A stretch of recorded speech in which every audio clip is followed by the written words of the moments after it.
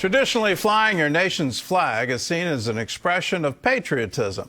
Well, in today's Britain, displaying the Union Jack is attacked as hateful and extreme. Now a new movement is encouraging Brits to proudly wave the banner of their country, and it's being loudly protested. Dale Hurd reports from Birmingham, England. A sign of how much British society is coming unglued is how many citizens see flying the British flag as a bad thing. You get something called Operation Raise the Colours. That sounds very military. It sounds very aggressive. People aren't putting up this flag to celebrate Britain. They're putting up this flag to remind us that Britain is white and we shouldn't be here. The British fly plenty of flags. The Palestinian flag, the LGBT rainbow flag, even the flag of ISIS. But fly the Union Jack or the flag of England with St. George's Cross, and in some areas it could get ripped down or start a fight. Give us back. Give them us back now. It's not your property. I don't like these flags. It's about because we all know what they mean. What racist? At the center of this controversy is a movement called Raise the Colours.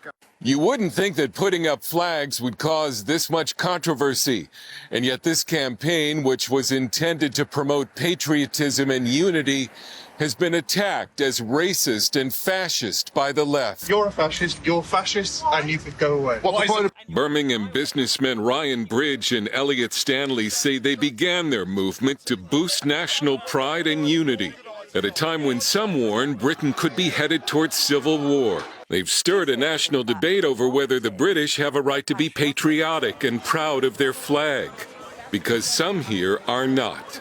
We're putting the flags up to display patriotism and for all of us to get behind our national flag. There's patriotism behind that. I'm sorry. Well, I disagree with you, I'm afraid. It's racism, mate. It's racism. You would think that displaying one's own flag in one's own country could no way be classed as a contentious issue, a contentious act. And yet Stanley and Bridge have both been doxxed and threatened. The overwhelming reaction to it has been one of support.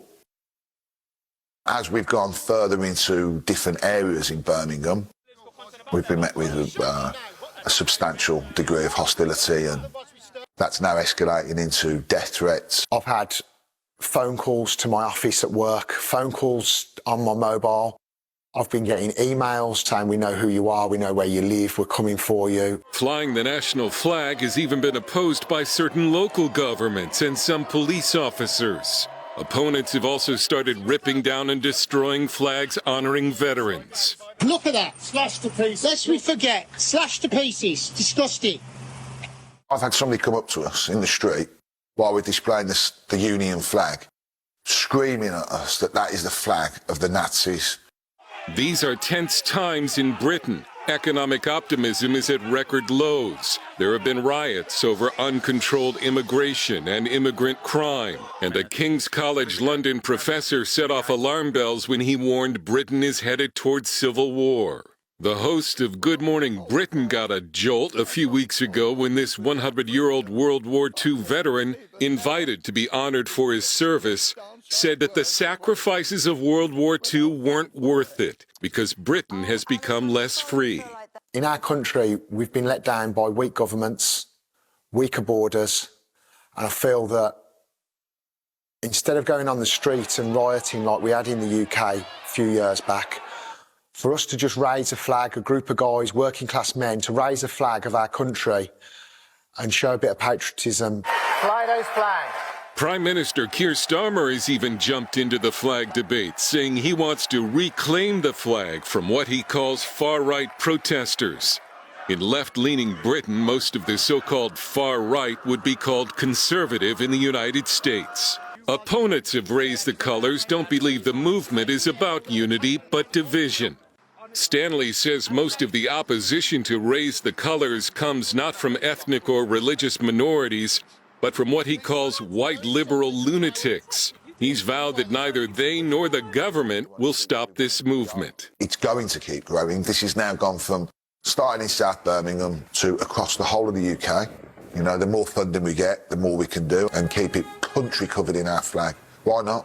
It's our country and it's our flag. Dale Hurd, CBN News in Birmingham, England. Story you're likely not going to see anywhere else, but the flag that was the island fortress that stood against Nazi Germany, that stood for liberty, that defended Western civilization, for it to be now desecrated in this way is absolutely unimaginable. And here's the charge that I just find incredible, that somehow that flag symbols racism.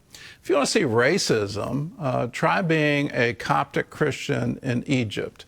Try being Jewish in Gaza. Try carrying a Bible down the street in Saudi Arabia. You'll find exactly what it means to be under that kind of ideology and what that would mean for you personally. Let's fly that flag very proudly. It stood tall in World War II.